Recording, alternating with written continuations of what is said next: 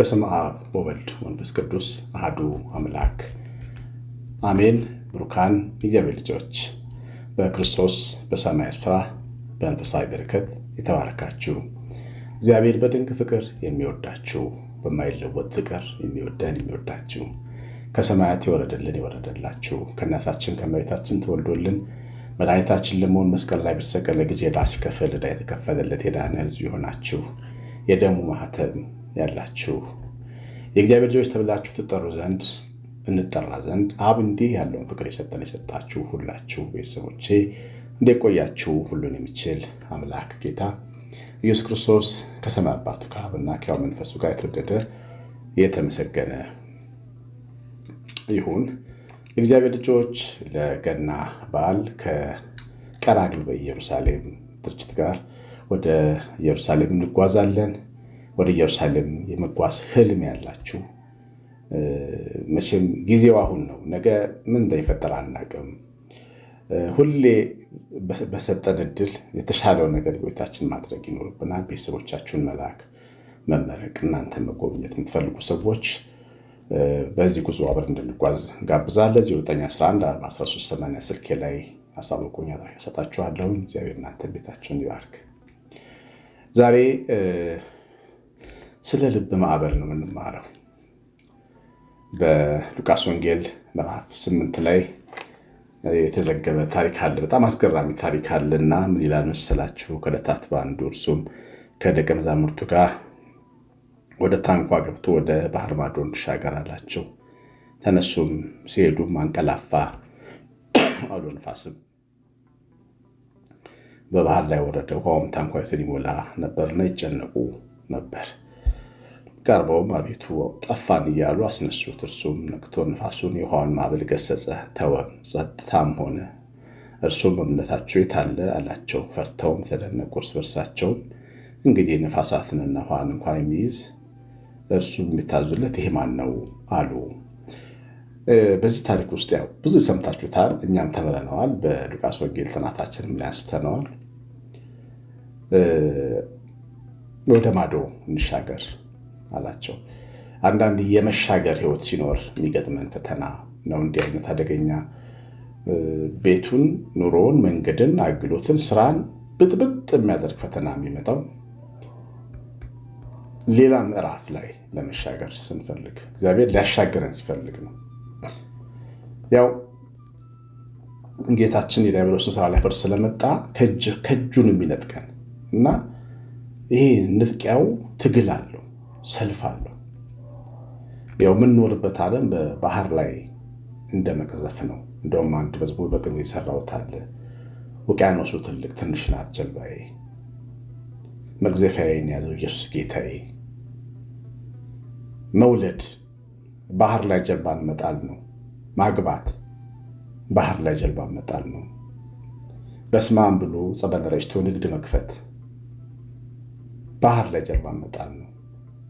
ሀገር ለቆ መሄድ ወይ ደግሞ ወደ ሀገር ቤት መመለስ፣ ከባባድ ውሳኔዎች፣ ስጋ ወደሙ መቀበል፣ ከዚህ በኋላ ዓለም ይበቃኛል፣ ህይወቴን ከክርስቶስ ጋር ብሎ ወስኖ መምጣት፣ እነዚህ ሁሉ ውቅያኖስ ላይ ጀልባን ጥሎ መጓዝ ነው እና የመሻገሩ ጉዞ ግን ማዕበል እንደሚገጥመው ነው የምታዩት። እና የጌታ ደቀ መዛሙርት ወደዛኛው ማዶ እያሻገራቸው ነው፣ እየተሻገሩ ነው። እየጠፋን ነው ብለው ያስባሉ፣ ግን እየተሻገሩ ነው። ወደ ማዶ እንሻገር ብሎ ቀድሞ ነግሯቸዋል። ይኸውላችሁ እግዚአብሔር ሁል ጊዜ ቀድሞ ተስፋውን ይነግረናል። የሚመጣው ነገር ሳይመጣ በፊት ቀድሞ ተስፋውን ይነግረናል። ያ ተስፋ ያበረታናል። የተስፋ ቃል ስላለን አንወድቅም።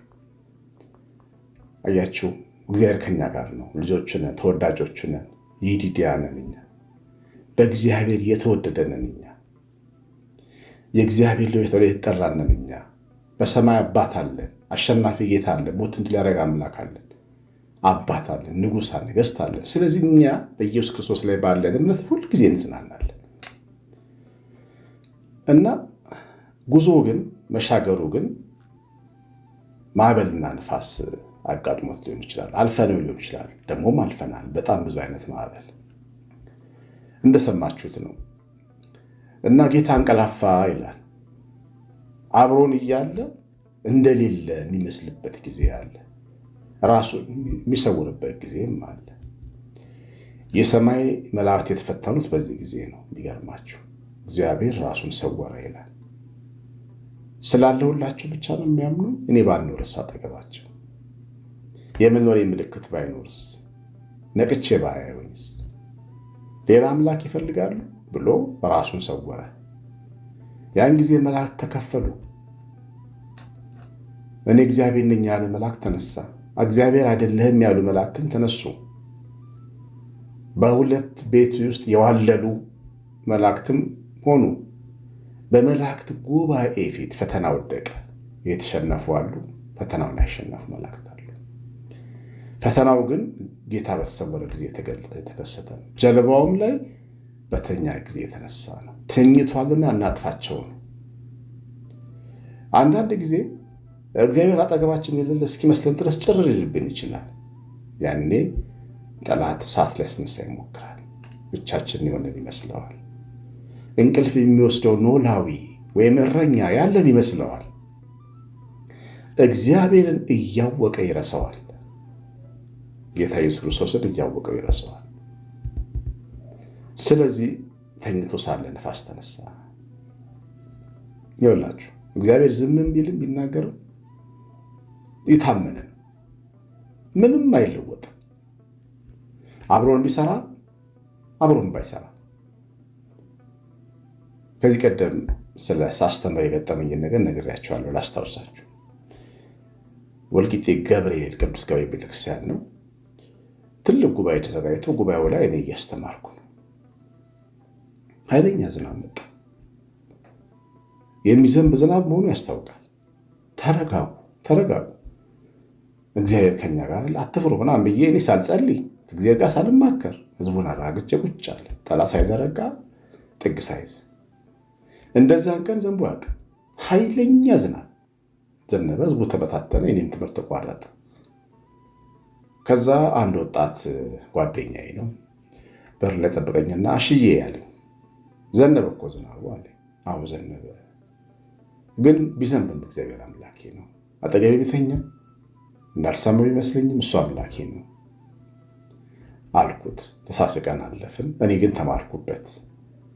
ከዛ ሌላ ቀን ደግሞ ሌላ ዓመት ደግሞ ይህንን በሚመስል ጉባኤ ኃይለኛ ዝናብ መጣ። ከትናንትናው ተምሬያለሁ። ሳልቀሰቅሰው እኔ ብቻዬን የምቀስፈው ጀልባ ይመስል እኔ ሰማይንም ማዝ ይመስል ሰማዩን እንዲዘጋ መጸለይ ሲገባኝ ሳልቀሰቅሰው ሳልጠራው ሰማይ ዝናብ አይዘንብም በማለቴ ልክ አለመሆኔ ስለገባኝ ተነሱ እንጸልይ ብለን ተነስተን ጸሎት አደረግን። እግዚአብሔር ይሄ ዝናብ መልስልን፣ ጉባኤያችን ይለቅልን። እግዚአብሔር ሰማን። ዝናቡን ነፋስ አምጥቶ ጠርጎ ወሰደልን።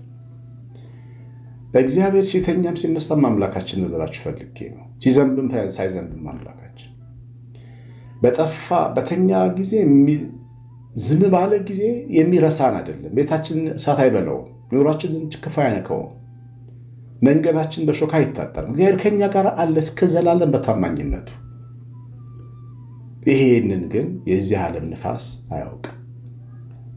ተኝቶ ሲመለከት ብርቱ አውሎ ንፋስ ነፈሰ እንደሰማችሁት።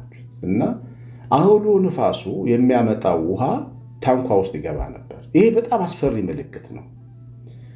ብዙ ውሃ ታንኳ ውስጥ ሲገባ ታንኳው የመገልበጥ አደጋ አለው። ሌሊት ነው። ማዕከለኛው የባህር ክፍል ናቸው ያሉት። ዋኝተው እንኳን አያመልጡ። ሁኔታዎችን ያሳያቸው ጀመር። ችግር ውሃው እየገባ ነው። ነፋሱ እየበረታ ነው። ኢየሱስ ክርስቶስ ተኝቷል። ምን ልትሆኑ ልጠፉ ነው የሚላቸው። ይህን የሚላቸው ውስጣቸው ያለው ልባቸው ውስጥ ያለው ማዕበል፣ ልባችን ውስጥ ያለ ማዕበል ውጭ ካለው ማዕበል እጅግ የበረታ ነው። እጅግ የበረታ ነው። ይኸውላችሁ እግዚአብሔር ልጆች፣ ብሩካን ቤተሰቦቼ፣ ከገጠመን በውጭ ከገጠመን ችግር ይልቅ በልባችን ውስጥ የተሰማንና ያወከን ችግር ይበልጣል። አያችሁ፣ ሁሌ ተራራ የሚያስመስለው ችግርን ልባችን ነው፣ ስሜታዊነታችን ነው። ደግሞም ከሰራ ደግሞ እግዚአብሔር ልባችንን ልባችን ነው የሚያምነው። ዳንኤልም እኮ በዚህ ልብ እኮ ነው በእግዚአብሔር የታመነው። በአናብስት ጉድጓድ ውስጥ ሲከተት አልፈራም። አንበሳ ይበለኛል ብሎም ጸሎት አላቆመም። ይሄው ልብ ነው ተሰርተው። እነ ስምዖን ጴጥሮስ ደግሞ ያልተሰራ ልብ ስለነበራቸው ተርበተበቱ። ክፉ ቃልም ካፋቸው አወጡ። ስንጠፋ አይገድህም ወይ አሉት ጌታ ኢየሱስ። ለሰው ፍቅር ግድ ብሎት ከሰማያት የወረደው ጌታ የአዲሱን ኪዳን ዓላማ ዘነጉት። ከሞት ማዕበል ሊያድነን የመጣውን ጌታ ከነፋስ ማዕበል የሚያድናል መሰላቸው። ቀሰቀሱት። ተነስቶ ነፋሱን ገሰጸ፣ ጸጥም አለ። ባህር አዳመጠችው፣ ባህር ፈራች፣ ዝምም አለች። በፊቱም ዘለለች ተብሎ የተነገረለት ጌታ አዳመጠችው። ውሆች ሸሹ ከፊቱ። ኢየሱስ ክርስቶስ ጌታ ነው። የሚናገረው ስልጣኑ ብርቱ ነው። ሁሉ ይሰማዋል። ውሃ ሰማችሁ፣ ንፋስ ሰማው። ግን ልባችንም ሊሰማው ግን ይገባል። ይኸውላችሁ መጨረሻ ላይ ምንድን ነው ያሉት? ይሄ ማን ነው ነፋሳት የሚታዘዙለት፣ ባህር የምታዳምጠው፣ የኔ ልብ የማይሰማው፣ የኔ ቆሻሻ ልብ የማይሰማው፣ የሚጠራጠረው፣ የማያምነው ይሄ ማን ነው? ነፋስ ግን የሚያምነው፣ አውሎ ነፋስ ግን የሚያምነው፣ መርከብ ሊገለብጥ የሚችል አውራቂስ አውሎ ነፋስ ጸጥ የሚልለት፣ የኔ ልብ ግን ዝም ያላለለት ይሄ ማን ነው ማለት ይገባል። በዚህ ራስን ማየት ይገባል። ልባችን፣ ውስጣችን፣ ማዕበላችን ይኸውላችሁ የሰው ልጅ ልብ በእግዚአብሔር ቃል በመንፈስ ቅዱስ ካልተሰራ ሁሌ መከራ ነው። ሁሌ ህይወት ችግር ነው። አይታችሁ ከሆነ ከተማው የሚያማርር ሰው የሞላበት ለምን መሰላችሁ? ልባችን ስላልተሰራ። ችግር እኮ አለ፣ መቼም አለ፣ የትም አለ። ግን ችግርን ካለው ችግር በላይ የሚያሳየን ልባችን ውስጥ ያለው ውስጣችን ነው። በእግዚአብሔር ያልተደላደለ ተራራው ዝቅ አላለም፣ ሸለቆ አልሞላም። ዮሐንስ ቀድሞ የሰራው ይሄንን ነበር። ዮሐንስ መጥምቅ ተራራው ዝቅ በል፣ ጎባጣው ይቅና፣ አዘቅቱ ይሙላ። አዘቅት የተባለው ይሄ ልብ ነው።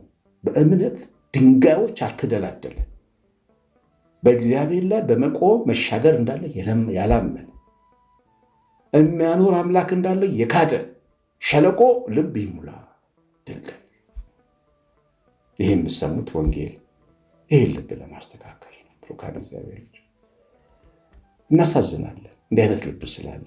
ሰው ልጅ ልብ እጅግ ክፉ ነው ብሏል ኤርምያስ። እና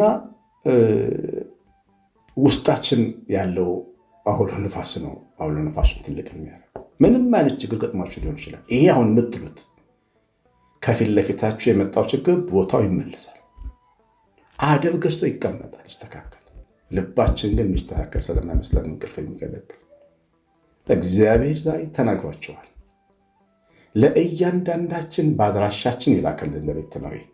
የምንጨነቅበት፣ የምንታወቅበት፣ የምንፈራበት፣ የምንደነግጥበት፣ የምናስብበት፣ የምንተክዝበት፣ የምንሰቃበት ነገር እዚህ ውስጥ ነው ችግሩ።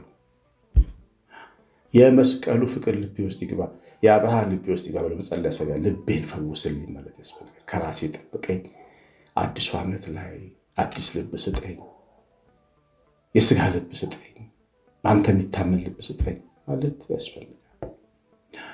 አንተ ነፋሳትን እንደምታዝ የሚታዝልህ ልብ ስጠኝ፣ የሚሰማ ልብ ስጠኝ ማለት ያስፈልጋል። እግዚአብሔር ልጅ ሰማኑን በልባችን ጻፍ። መንፈስ ቅዱስ ይባርካችሁ። ኮሜንትና ላይ ካጋቸው ውጡ። እንደተለመደው እግዚአብሔር ከእናንተ ጋር ይሁን።